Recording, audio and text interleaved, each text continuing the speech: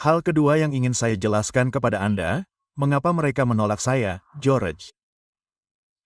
Ini berkaitan dengan subjek yang sama tentang kembalinya Yesus.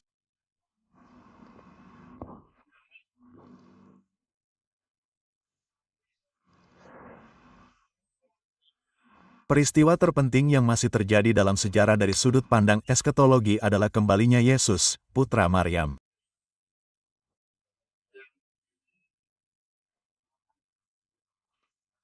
Itu adalah peristiwa yang paling penting dari semuanya.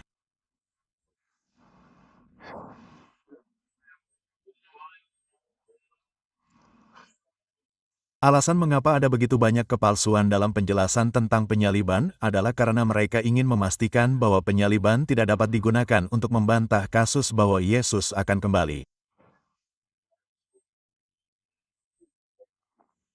Oke,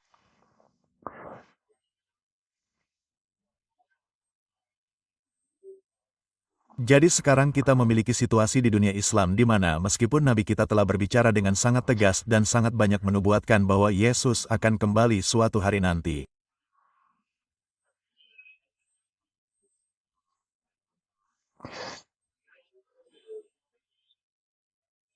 Kita memiliki begitu banyak ulama Islam terkemuka yang menolak untuk menerima bahwa Al-Quran telah menyatakan bahwa Yesus akan kembali.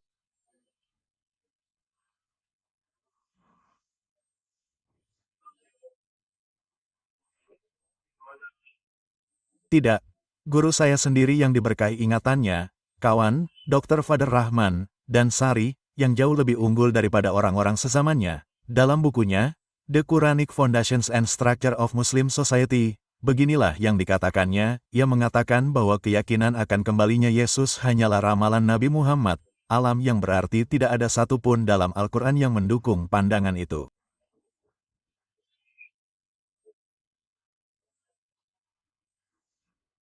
Ini juga pandangan Dr. Muhammad Bar. Saya menganggapnya sebagai pelopor keilmuan modern, model keilmuan. Namun, ia tidak dapat menemukan dalam Al-Quran sesuatu yang mendukung pandangan bahwa Yesus akan kembali. Seazar yang berarti Kepala Universitas Al-Azhar yang dianggap sebagai lembaga pendidikan Islam terkemuka di dunia Islam selama 1000 tahun terakhir.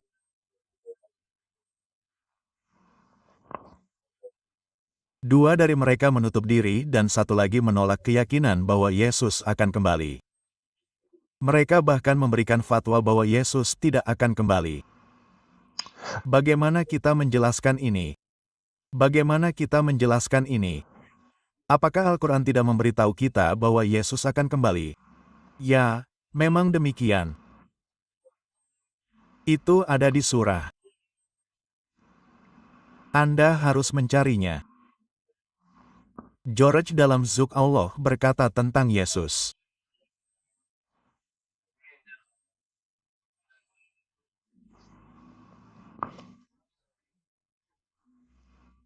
Adam mengartikan sebuah tanda bahwa Yesus adalah tanda hari kiamat atau akhir dunia yang menunjukkan bahwa kedatangannya kembali akan menjadi tanda dari semua tanda. Jika dia adalah tanda hari kiamat, kedatangannya kembali adalah tanda utama hari kiamat.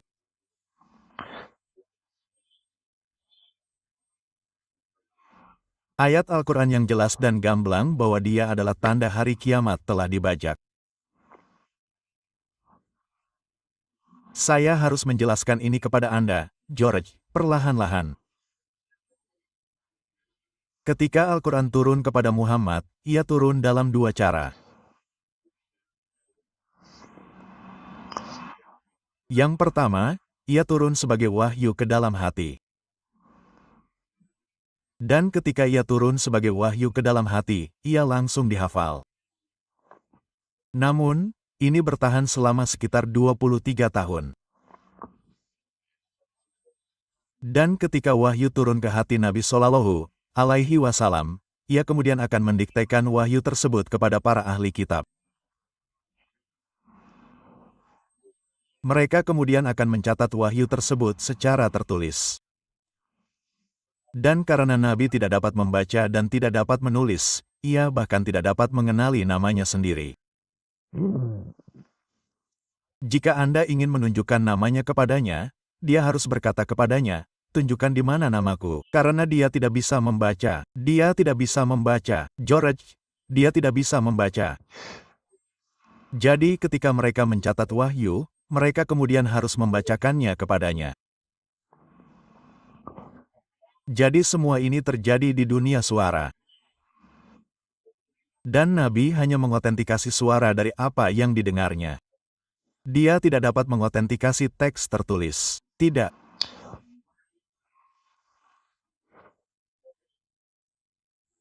Dan ketika Al-Quran dicatat, salah satu sahabat Nabi yang paling terkemuka dalam pengetahuannya tentang Al-Quran adalah seorang sahabat bernama Abdullah Abbas.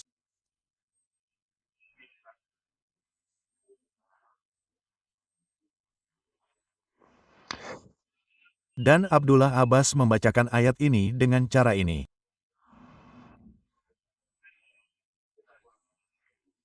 Bahwa Yesus adalah tanda hari kiamat.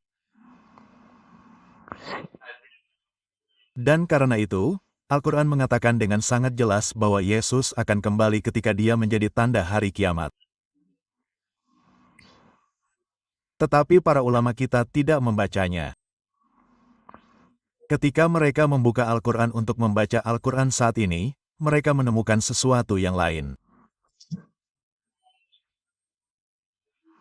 Al-Quran tidak lagi mengatakan karena dalam bahasa Arab mereka adalah tanda-tanda diokritikal.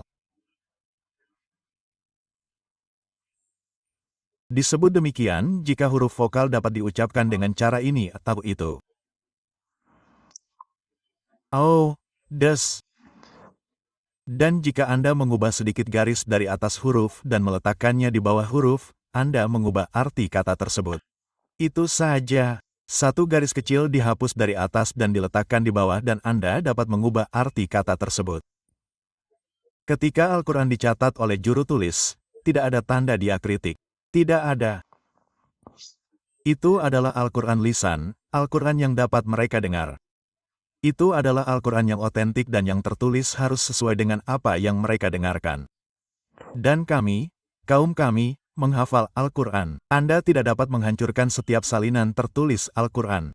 Tidak ada bedanya karena Al-Quran bukanlah dokumen tertulis. Al-Quran adalah dokumen lisan.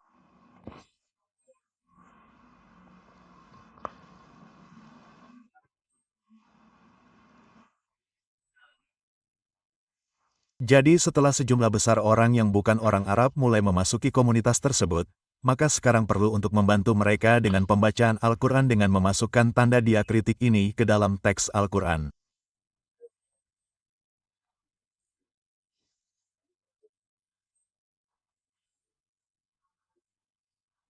Siapa yang melakukannya? Allah tidak melakukannya. Siapa yang melakukannya? Para malaikat tidak melakukannya. Itu dilakukan oleh sebagian manusia. Dan jika sebagian manusia memasukkannya ke dalamnya, ini bukanlah bagian dari teks suci. Ini bukanlah bagian dari Al-Quran. Al-Quran yang diturunkan tidak memiliki tanda-tanda diokritik ini. Tanda-tanda diokritik ini dapat bertahan selama 1000 tahun. Itu tetap tidak akan menjadi bagian dari Al-Quran karena ketika Al-Quran diturunkan, Anda tidak memiliki tanda-tanda diokritik dan kemudian tanda-tanda itu dimasukkan. Jadi sekarang setiap salinan Al-Quran yang pernah saya lihat dalam hidup saya dan George. Saya sekarang berusia 80-an menurut bulan, saya 85 tahun. Setiap salinan Al-Quran yang pernah saya lihat dalam hidup saya mengatakan sesuatu yang lain. Tidak ada salinan Al-Quran yang mengatakan apa yang biasa dibacakan Abdullah Abbas.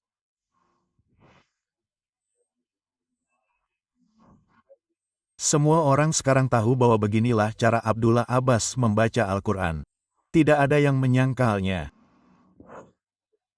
Nah, jika ini adalah sahabat Nabi yang paling terkemuka, semoga Allah memberkatinya dalam pemahamannya tentang Al-Quran.